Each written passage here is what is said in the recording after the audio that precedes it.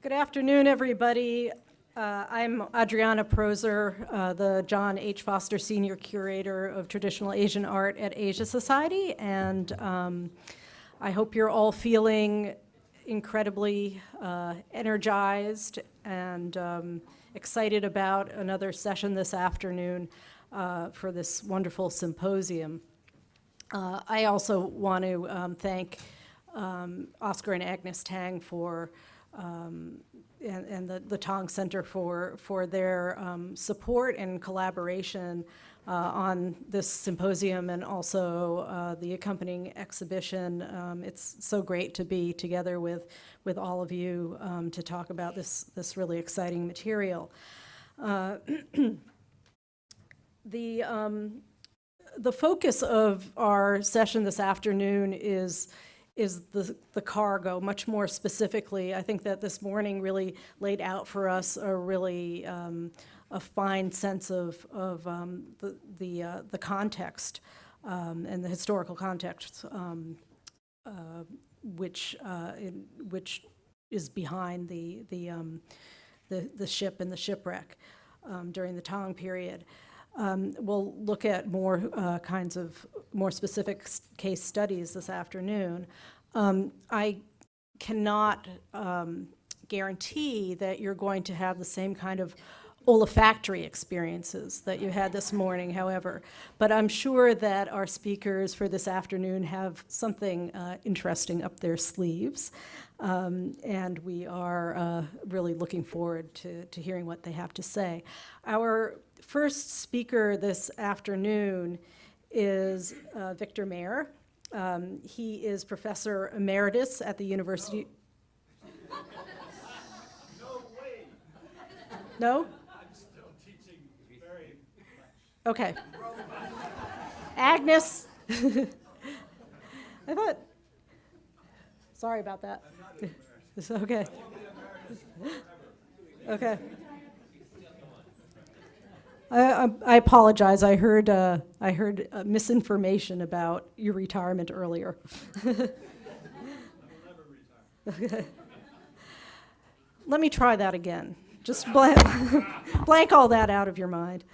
Victor Mair is professor at the University of Pennsylvania, specializing in Buddhist popular literature as well as the vernacular tradition of Chinese fiction and the performing arts.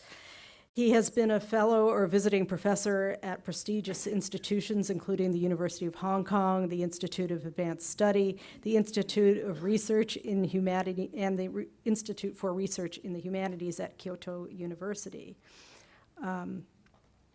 He is most popularly known for his interdisciplinary research on the Bronze Age and Iron Age mummies of Eastern Central Asia. This resulted, among other things, in 3 documentaries for television and a major international conference, numerous articles, and the book, The Tarim Mummies.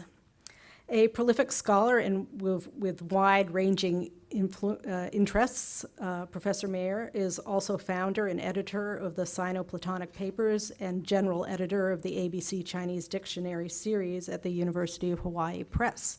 His book, co-written with Erling Hong, The True History of Tea, was published in 1998, and I think some of his interests in tea may be mentioned in the upcoming talk.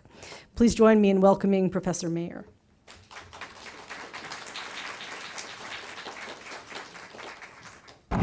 Thank you, Adriana.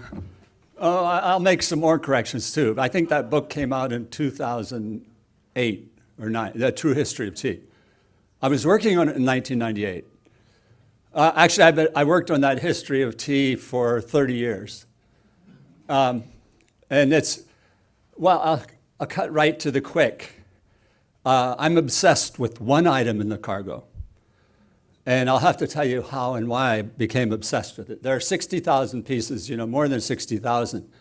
But one of them really captured my attention. And I worked very hard on it for a couple months, one item. Because in the True History of Tea, the book, I wanted to account for all the words in the world that are for tea. And I usually would have, like an audience like this, I would ask everybody to tell me all the words for tea that they know of in many different languages. And it would always turn out, I could trace them back to Chinese. Does anybody speak Hungarian here? No? Well, okay, Hungarian is erbata. But that's really herb tea. So and tea, of course, goes back to Chinese through Hokkien, te. And cha, which we now know cha in English because we say masala cha, right? Masala tea. But Indians and Vietnamese and Koreans, they use the word cha. And that's a Mandarin thing. So I wanted to figure out in this book, where exactly did all the words for tea in the world come from?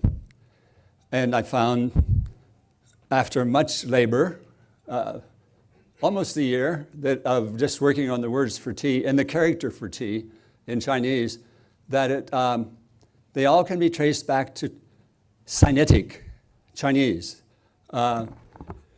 except one. And the Chinese word goes back to that word. And so in the course of this lecture, I will reveal which the word for tea is.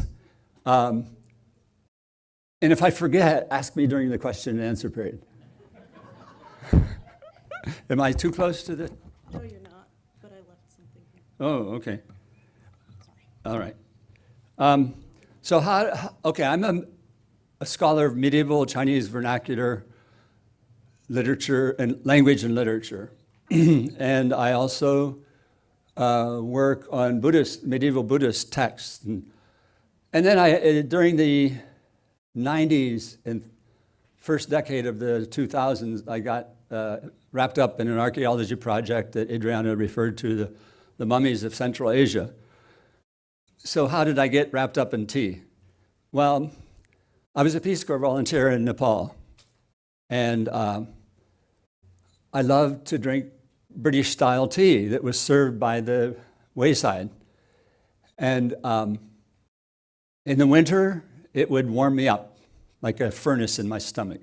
In the summer, it would make me perspire and cool me down. Really hot tea. So as a Midwesterner from Ohio, who didn't drink much tea, almost none, maybe a little bit of iced tea when I was in high school, I became a devotee of tea, and when I went to Peace Corps in Nepal. So I came back and I started to do research in tea after my 2 years in Nepal, and I said, I want to know about the history of tea. And so everybody said, it's from China, all the tea in China and that stuff. And so 5,000 years of tea in China. Okay, that's what all the reference books say. The encyclopedias, they still say it. But, then I got into sinology. And then when you're a sinologist, you become very critical. You become a philologist. That's what a sinologist is, a philologist who specializes on China. So the more I studied the history of tea in China, I found that this claim that it went back 5,000 years was bogus. There is no good, solid evidence that tea was drunk 5,000 years ago in China. Then that's purely mythological. That Shennong, the divine farmer, who's a mythical figure, was said to have tasted 72 plants. And 72, by the way, is a magic number. Don't believe it. Saddam Hussein had 72 palaces. And so many things in the world are 72 in number because it has to do with the zodiac, 12 times 6, 72. So anytime you come across something sacred that says there are 72 of them, take it with a huge grain of salt. So Shennong was said to have tasted 72 plants and selected tea as one of them as being good for human beings. And that was 5,000 years ago. Of course, I don't believe that kind of a myth. And then there are a lot of myths and legends about the origins of tea in East Asia. And then there's another one about Bodhidharma, who was the first patriarch of Zen in China. And he's the guy who went to Shaolin Si, the area outside of Luoyang, and meditated against looking at a wall for 9 years. And he kept falling asleep when he was meditating. And you're not supposed to fall asleep when you meditate, because that defeats the purpose of meditation. So he got very angry with himself, and he plucked out his eyelids and threw them on the ground, and up popped tea leaves. And that's another famous legend for the origin of tea. And I don't believe myths, and I don't believe legends. So I said, I'd better do some very serious research on exactly when Chinese began to drink tea. It wasn't 5,000 years ago. And then I found, the more I looked at ancient texts, as late as the 6th century AD, Chinese thought that tea was a barbarian drink from the south. Southern barbarians drank tea. And it's very clear. I'm reading a text with my students, and I was this semester, Luoyang Qilanji. It's very clear that they looked down on the northern Chinese, people north of the Yangtze, really looked down on tea. So we don't have good evidence for Chinese drinking tea before then, before the 6th century. And I posit that Chinese started to drink tea generally because of a single person, a man, named, not totally by him, but he encapsulates the legitimization of drinking tea. And that's Lu Yu, who is the god of tea in China. And he's the author of a text called the Cha Jing, which means tea classic. He wrote that book between 760 and 762. And it was he who really said to Chinese, tea is good. It's not a Southern barbarian thing. It has all these excellent properties. It can do this for you. It can keep you alert. The Buddhists knew this. See, the Buddhists knew that tea would help keep you alert. And they were the propagation of tea in China was very much tied up with Buddhism. So where does tea come from? Botanically, tea comes from Southeast Asia.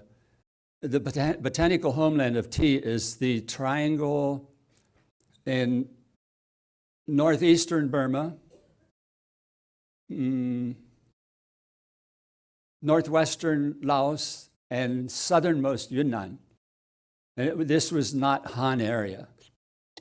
The people who have the oldest relationship to tea are called Wa people. They're Mon Khmer speakers.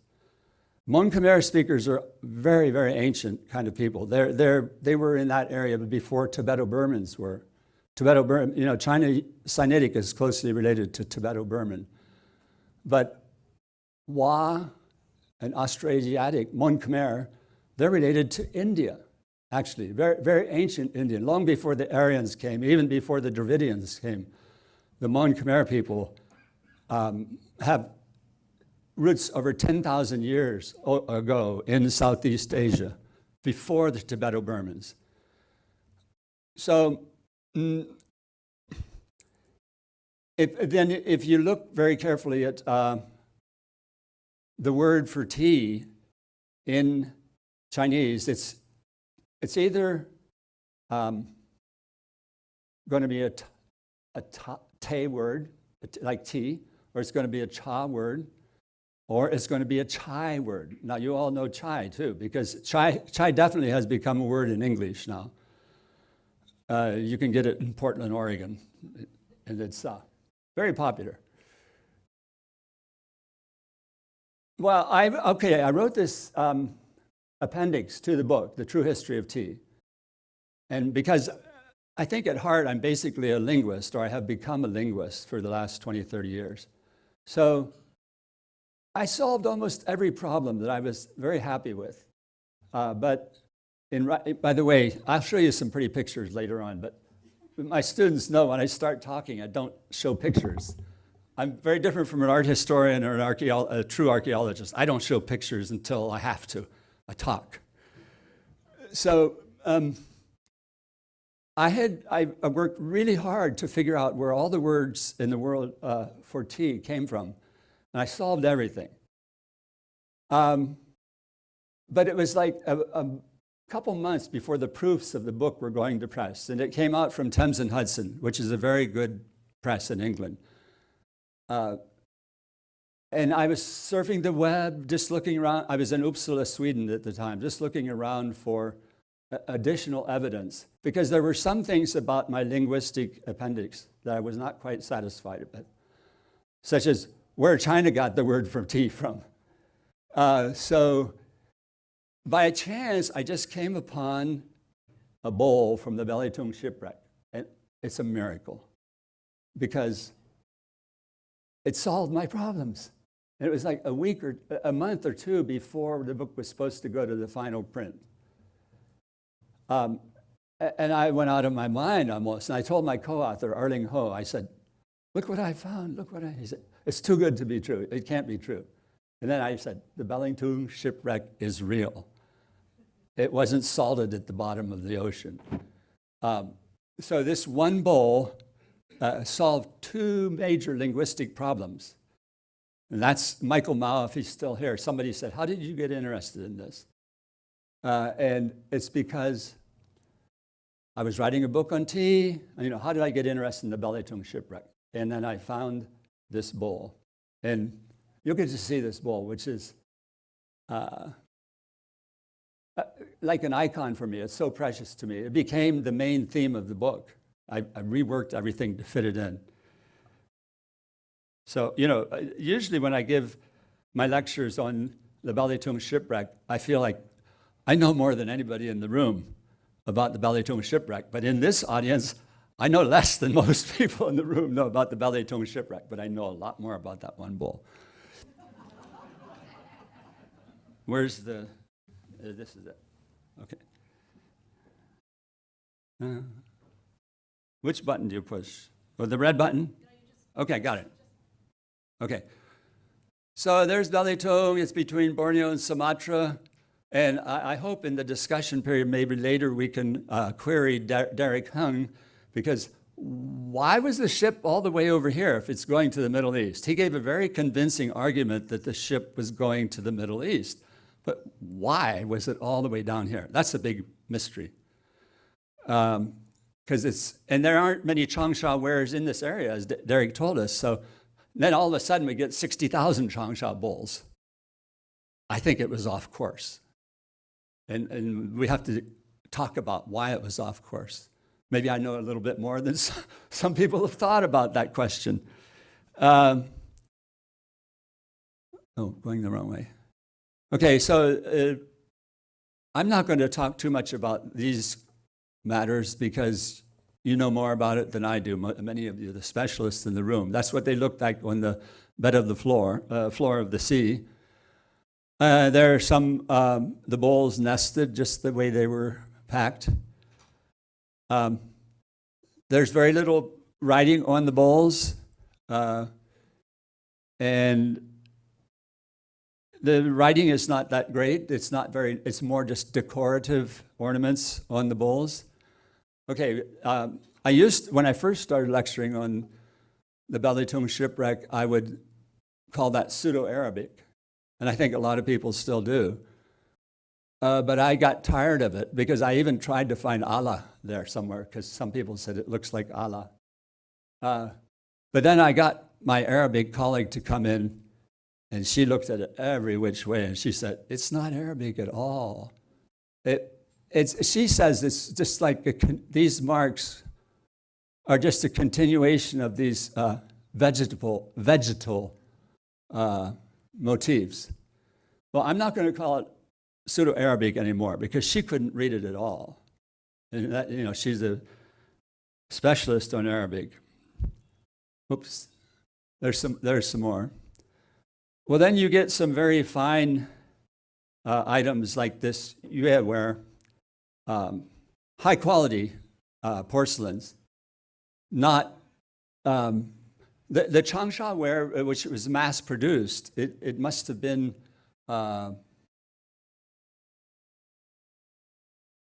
purely for economic, for trade. But these items look like they were probably for gifts of some sort. And maybe who made the case about the 824? That was you, Derek, right? Yeah, that maybe they were paying somebody back in the Middle East with very fine pieces. Whiteware. These are few in number. I guess about 300 of this very high quality porcelain, and green splashed ware. And this is very special. It was shown earlier today. It was not mentioned that this, and people who are specialists in this can correct me if I'm wrong, but this blue and white ware previously to this wreck had been known only from the Yuan dynasty. And that's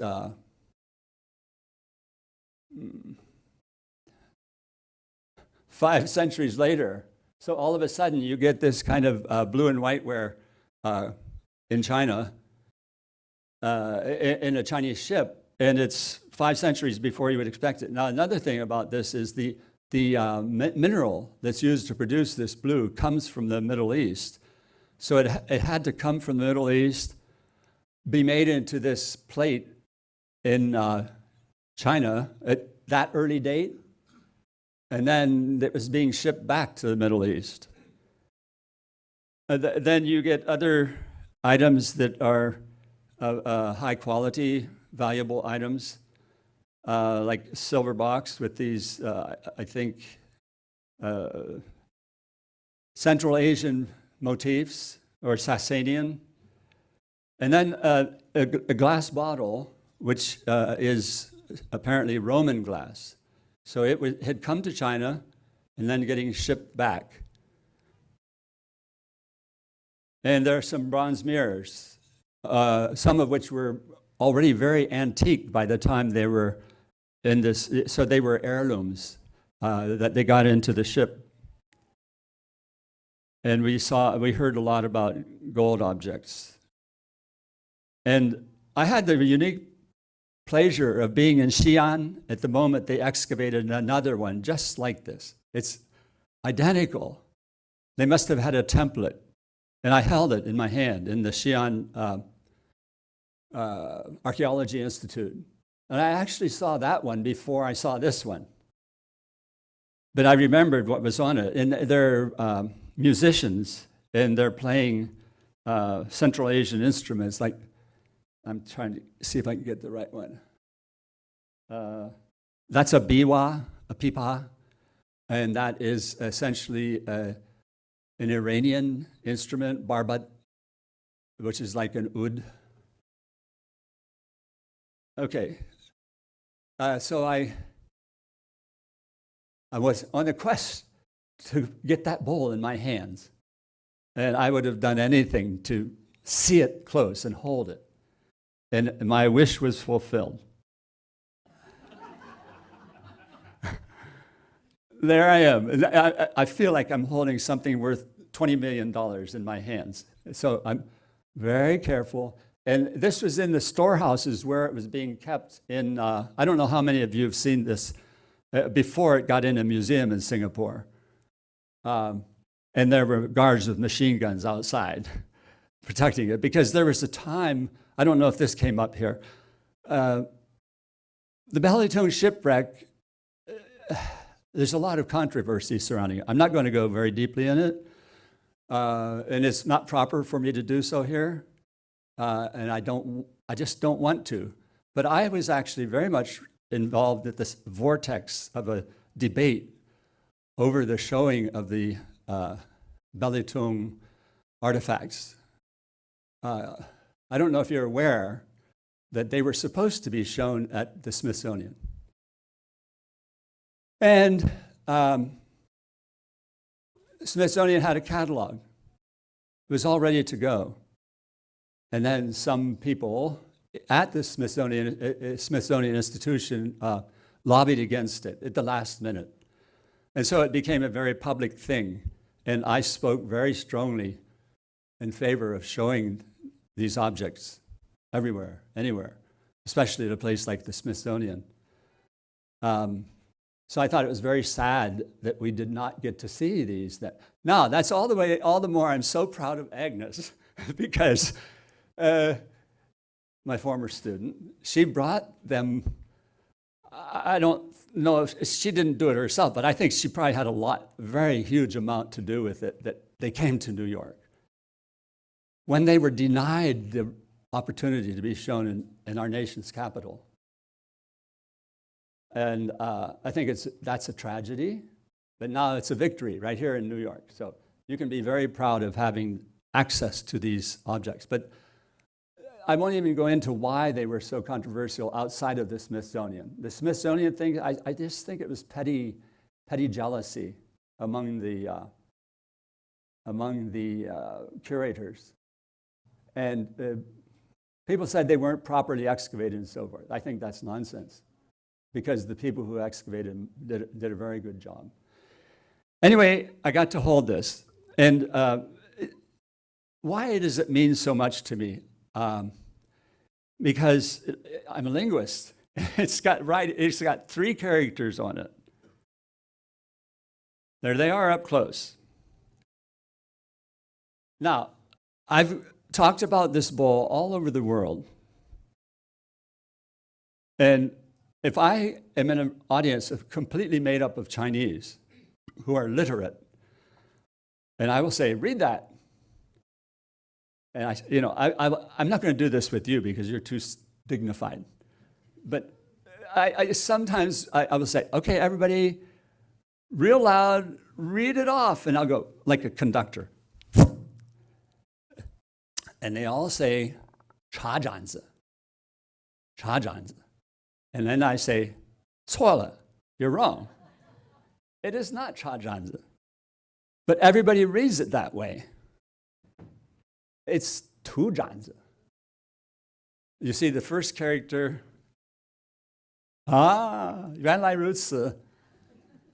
It has an extra stroke there. If it's 茶, that stroke should not be there. That character is 图, which means bitter weed. In other words, it's not something that you would think of as a refreshing beverage. It's something that might almost poison you, like what, camphor? Or it's, at best, it's some kind of medicine, okay? And so the first records we have of people drinking what might be tea in China are from Sichuan, Western Han. But the authentic texts for that say tu. They don't say cha. In fact, neither the sound nor the character for tea existed until 8th century AD. Neither the sound nor the character for cha existed until the 8th century AD. They were made up. Now, you know what I call this? I call it rebranding. You take a barbarian drink from the South, and the Buddhists popularized it. And don't forget, Lu Yu, the god of tea, the guy who wrote the tea classic, he grew up as an adopted child, an orphan in a Buddhist monastery. So he has a very strong Buddhist upbringing, background. And I actually personally think, I haven't proven this, but I think that he's the guy who probably wiped out that stroke and rebranded tea, came up with another character, totally new character. Because that was in 760 to 762. Now, why is this bowl so important? It's 826 or just shortly thereafter. Well, no, it was before 826 because there's a dated item, 826 on the ship. So this bowl would have had to be made before that to get on the ship. Now, all of this comes together really well in terms of dating, because Lu Yu wrote the tea classic in 760 to 762. This bowl shows that as late as the early 9th century, people still hadn't caught on to the new character. They were still writing this newly legitimated drink with the old character. In fact, you can still find, even in as late as the Ming Dynasty texts, you can still find some people writing cha with that character. Not very many, because by the Song Dynasty, they're kind of weeding out the old character when they're referring to tea as a drink. So they're getting rid of it. So this was very, very important to me in terms of dating the acceptance of tea in China. It really helped me to pin it down to just around the time of Lu Yu. And it fits with everything else in terms of the movement of tea from Southeast Asia to Sichuan, down the Yangtze Valley, down to Fujian, where there are tea, and then from Fujian up towards Shandong. And of course, in terms of environment, you can't really grow tea north of the Yangtze very well. You barely can grow it, except with global warming, maybe. But you could not grow tea north of the Yangtze, only kind of like pushing it ecologically. As a matter of fact, if you go to Yunnan, which is the southernmost part of Yunnan, place like where pu'er is grown, pu'er tea, that's really good tea in the south. The tea trees there are taller than this room. They might be twice as tall as this room. They're trees. So what do you see tea in the estates along the Yangtze are shrubs, bushes like this. That's for two reasons. They trim them to be that way, but also they're at the border of their ecological limits. Tea is a tropical or semi-tropical plant, so it really shouldn't be growing very far in the north. Now, this bowl is also very important in terms of the linguistic environment in which tea was drunk. It says bitterweed or cha, tea, bowl, and then it's got this little thing at the end, which says noun suffix. It says tea bowl thingy. It's telling you this is now that tells you for 100% sure that this is a vernacular term. It's not classical Chinese. If you're saying it in classical Chinese, you would just say cha zhan. That's it. But as soon as you get the cha zhanzi, you're dealing with middle vernacular. That's very important in terms of the social milieu in which this was being drunk. And also the religious milieu, because I told you that Bodhidharma, he didn't pull out his eyelids and make tea, but he probably was involved with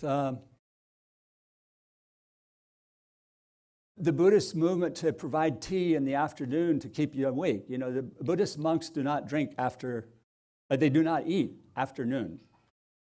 So when they're doing their meditation sessions in the afternoon, they need something, and tea has two purposes. It keeps them from feeling the pangs of hunger, and it also keeps them alert, so they can read their sutras and they can meditate properly. So tea and Buddhism just go along together so well. And also, Buddhism came from somewhere, southeast, right? So that's where tea came from. Now, we have specifically what kind of Buddhism? Zen, Chan. Dhyana. Chan is just the word, the Chinese transcription of the Sanskrit word dhyana, which means meditation. Chana is really just the same thing. Chana, meditation. So it was particularly the Zen Buddhists, the Chan Buddhists, who, Zen is just the Japanese pronunciation of that same character. They're the ones who really pushed tea the hardest because they needed it to stay awake. And they used this kind of expression in their, you know Zen koans, right? Those, where the master hits the guy on the head and says, go drink tea. They actually said that, go drink tea. He might hold up a tea bowl and not the master, the Zen master, hold up a tea bowl, not say anything. And that's some kind of message. But when they referred to that thing they were holding, they referred to it this way, not in classical. In fact, some of our earliest textual evidence for, we have very little, very poor evidence. Oh, I gotta watch the time. What time am I supposed to stop? Now? 5 more minutes. Okay.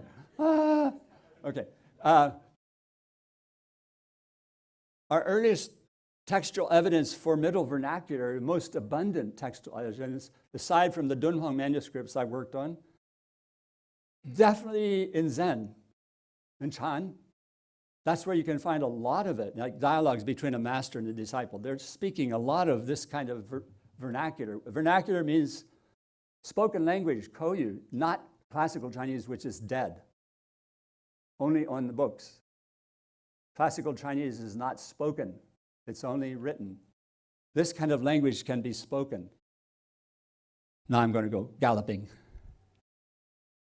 So just showing you some more of these bowls, swastikas on probably a stupa. There's the trigrams in another mirror. This is how they were packed. So it was a commercial enterprise. They really knew how to pack things. And that tea bowl, just a miracle. There's only one. And I don't know how or why somebody decided to put it on the web for Victor Mair to see. I wish I knew who. I owe that person $50,000. I'd give it to him right away. And that's where this temporary storeroom for the Belitung materials were kept in Singapore before they decided, can we even show them in Singapore? That's long before the Smithsonian problem. This is what I was privileged to go into the storerooms.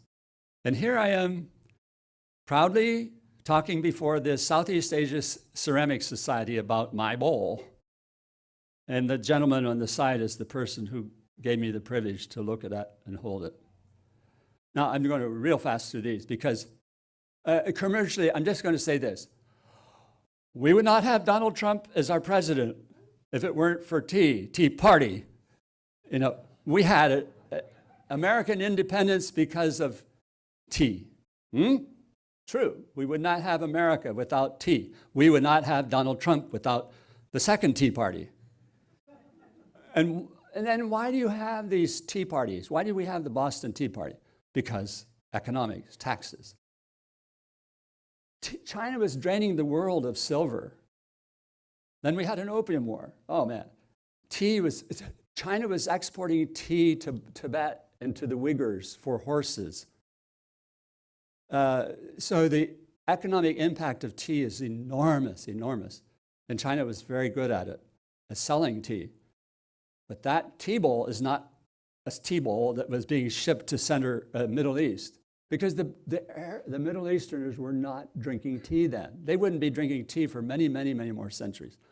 So it says tea bowl, but I think it was just some guy doodling around. He wasn't serious because I don't think these bowls were intended to be tea bowls. They're just all-purpose bowls. He just wrote tea bowl. He wasn't commissioned to do that. He was just playing around. Okay, I'm going to go real fast. These are like the impact of tea in Europe, 17th, 18th, 19th century. This is like a Chinese teapot for the trade. And see what they've done, all these pictures, they have made Europeans looking like Chinese scholars. It's kind of funny, and it's also kind of risque if you look closely. That guy is leering. You see, he's trying to look like a Chinese gentleman, but he's looking at something. Can you see it? The people up close can see it. Oh, there he is, another view. Okay.